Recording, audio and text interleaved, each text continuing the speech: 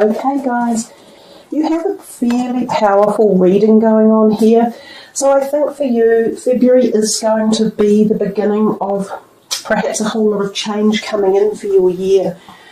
The two tens next to each other are significant because they are together, and tens are about endings as well. So you have three major arcana cards sort of on the left-hand side, and also your overall energy card, and these two tens are wands and a sword. I think if we take the time to go through your reading, and each of you individually, you will find very specific or poignant meanings to the relativity of each card.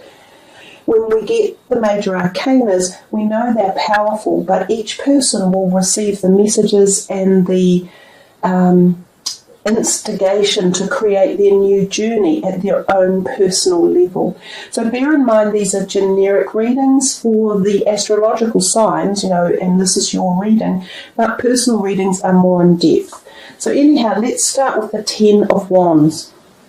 This card, he shows us that he's been doing intensely hard work and he is strong. He's got the backbone of strength.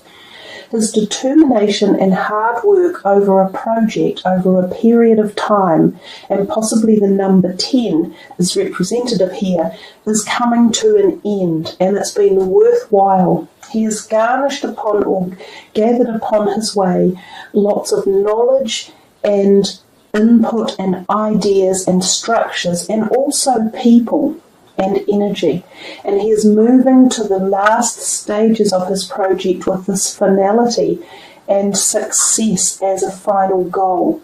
So I look at that card as one of positive achievement and heading towards a new direction or finishing of an old project with a successful accumulation of knowledge, awareness and adaptness and prowess and ability. So a positive card. It can generally mean too that you are a little bit worn out and you have been doing this for a long time and you have had a lot on your back. So take heed that it's been worthwhile and everything you've done is accumulating into a positive. The card next to it, the Ten of Swords, almost as a carry-on from that Ten of Wands in many ways. He has the same number of articles that he was carrying, and he's sort of the Ten of Wands on the left. He sort of stumbles across the line with these, heavy load of stuff that he's been carrying to success. And then he crosses the line and he feels, I'm deflated. And often that is the case when you've been on something for such a long time and you finish it. You feel almost elation but also disappointment that it's finished, and you feel an emptiness. So the Ten of Swords can give us this feeling of emptiness and loss. It has quite a few different meanings. It can literally mean you need to slow down and pace yourself. And this could come about from all this work over here and this time and energy that you had put in. So you must listen to yourself and your inner being and trust your gut instincts when the Ten of Swords is around. If there is a reason you need to slow down in life, slow down. Let the new dawn come when it's ready. Let the old stuff pass out when it's ready. This can also refer to back pain. Significant. And here there seems to be, the back is shown to us and he's got this heavy load, so he's putting pressure on all this part of his body. So I feel for some of you that your physical body may need readjustment and rest and recuperation, especially down the spinal area, up through the head and the shoulders. Some of you may get therapy for that, physiotherapy or Reiki or one of the natural healing processes, or some of you may need your chakra areas opened, and in particular the base chakra and also your solar plexus, which is about trusting your gut instinct. So some of you may need some rejuvenation around that area. Wear bright yellows, eat yellow foods, wear the colour red and eat red foods. That will help as well. The number 10 of Swords can also represent endings of relationships, and sometimes this can be a sad time. You might feel as though someone has literally turned asunder and you can't trust them anymore and they've said or done something that has been hurtful or painful. And you could feel, oh my God, I didn't deserve that. And there's no doubt you didn't. But again, I have this philosophy in life that how people treat you and the type of people they are eventually takes them to where they go in their life. Karma is real, and if people out there are behaving in a bad manner or in a rude or derogatory or vicious way, it just comes back to them. They merely reflect that in the mirror of life, and the mirror always gives back what it gets. So you let it go, you move on, and you start anew. And here you have the wonderful Fool. It's such a brilliant card to get after your 2 tens, because the tens are the ends of your cycles, and the Fool is the brand new beginning. And he's almost looking back at these two as if to say, yep, been there, done that, accomplished it, and ready to move on. Now, the Fool is without doubt about yourself, and it's about understanding that you are at the crux of a turning point in your life, and you say, this is for me. I'm doing this for me more than anyone else. And this can be very much at the metaphysical, at the spiritual, also the physical, because there could be physical changes that needed to be made, dietary or bodily changes one way or another. But the Fool is the very epitome of a brand new journey of buoyancy, of determination, of success, and of reaching the epoch of your desires and goals. It's exactly what Vesta says. She says you regenerate yourself and dedicate yourself to your aspirations, plans, and goals. And this is really quite poignant. In fact, we can analyze anything that we see and pull in meanings into them. And if we look at this card, we see the sun in the sky up here, beaming down, which could be tied into the eclipses for the month, but at the same time we see this little zero up here in the sky, not far from the sun, which could literally be the asteroid Vesta. And so this could be Vesta's energies fueling you guys, giving you this new release. We come here to the next card, which is the High Priestess. She also is about esoteric knowledge and understanding and connection to the awe of the universe. She holds the Torah on her lap, which is about philosophical or religious perspective knowledge, spiritual acclaim. She is about black and white, yin and yang, male and female. She understands it. She's grasping the deepness of life's lessons and why we're here and who we are and how divine our life is and how enriched it can be. She is full of wisdom and nurturing, and again we have this wonderful ecliptical moon down here telling us that these energies are profoundly being activated around this time of the eclipse and the asteroid.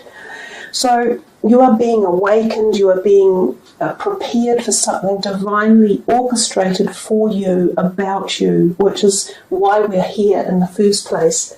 She is also, to a degree, sexually fertile, so there's possible sexual attraction, new relationships coming in, physically sexual relationships. It's also, again, about your physical body and often about the hormones and the sexual perspective of us.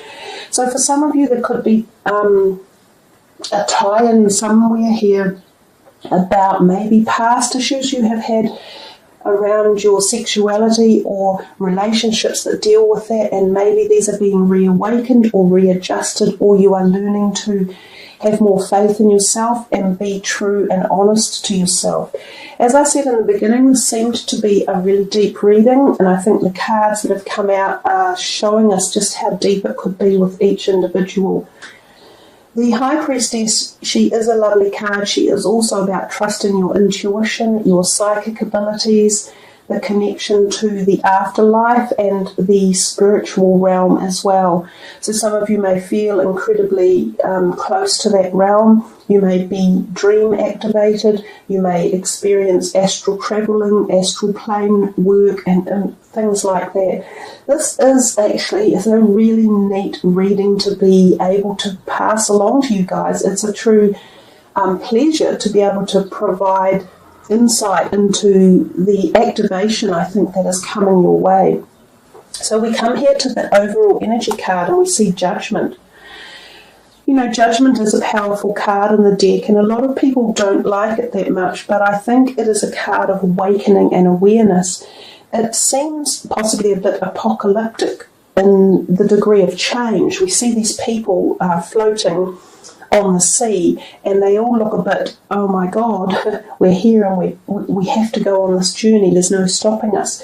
But they've been awakened to it by the heralding of this trumpet from one of the archangels. So the message comes to them from such unbelievable high levels, and it helps them to see the direction that they should be going in, and it's all about change and awareness and hearing and listening and learning and connection. So it's a profound card that teaches us to be open for the doors when they come, because I can tell you guys, your doors are opening. And to let the old ones close and to move on and understand that some of our perspectives or beliefs that we may have set up, it's time to drop them, and it's time to move into new knowledge and awareness and activation. So it's a very, very powerful reading, and it's very personal at incredible levels, and it's very much about change of direction and change of so much going on for you at so many levels. I would call it a good reading. And in fact, I think Donald Trump is a Gemini. So you could almost say this is Donald Trump's reading, and it actually makes incredible sense for him too. Hopefully he will be awakened at levels like this, you know, and connect with the higher source of the universe. So let's put these cards away and find your last card for the reading and see what your last message is, Gemini. The heart chakra. Yeah, there's a lot of passion in the reading, and there's a lot of heart stuff. And we have some beautiful heart stones on the table even that you can sort of call in and just energize with that card as well. So I really like this card, and I have found it to be quite indicative of two different perspectives of life. That of the physical, well, three actually, the physical, emotional and spiritual. So I'll work through all of those with you. It says here, love is the heart of the matter. Your heart is the centre within your physical being, attuned most to love. It's safe for you to love and be loved with an open heart as we stand by with perfect protection and guidance. So, some of you are looking for love, or you're looking to re-establish love within relationships that might feel as though they have gone or been lost. Or you're wanting to heal heart pain. Some of you may have felt pain or loss around your relationships, and you're wanting the healing. So this can be done internally at the emotional level, and you can ask for the heart to be healed emotionally or on the metaphysical plane. The more we bring love into our lives, the more healing naturally occurs. So without focusing on the negatives of any pain or loss, you just ask for the heart to be healed and for new love to be representatively brought into your life at all levels. So not just in one area, such as relationships. It can be love for life, love for living, for the planet, for other people, for healing and helping and support. We also see this card as a physical heart chakra energy card. So it tells us that some of you need to have your heart health checked. You should make sure your cholesterol levels are good, that your blood pressure is good, and that your heart is in good physical health. So if some of you need to go on a dietary change or lower your blood pressure, there are so many natural ways that you can do this in today's society. For instance, massage is a wonderful way of reducing blood pressure. Walking and exercising and reducing fat and alcohol intake also help reduce blood pressure. To lower cholesterol, you can take a lot of the flaxseed and fish oils, vitamin E, and also lecithin. Very, very good for heart health and reducing cholesterol. Now, the third message of this heart chakra card, also your heart chakra may need opening. So that's eating green foods and wearing the colour green as well. The third message for the heart chakra is that this can be a message from deceased loved ones. So anyone who has passed over from heart issues or heart and chest issues. This can also be lung related or breast related issues. There's a message there from some of you from Spirit to say that they are still connected love-wise and that they feel your love and possibly your pain, and they are just letting you know that they are in a place of wholesomeness and feeling emotionally or spiritually fine. So a powerful way, again, to end your reading. I think the February readings are really high vibrational energy and they have a lot of deep, in-depth messages. And Gemini, you certainly had a really powerful reading. So guys, thank you very much for joining me. I hope you've thoroughly enjoyed this. It's been a wonderful reading to do. Plenty of information for you guys and lots of change and new beginnings. So take care, everyone. Much love. Namaste.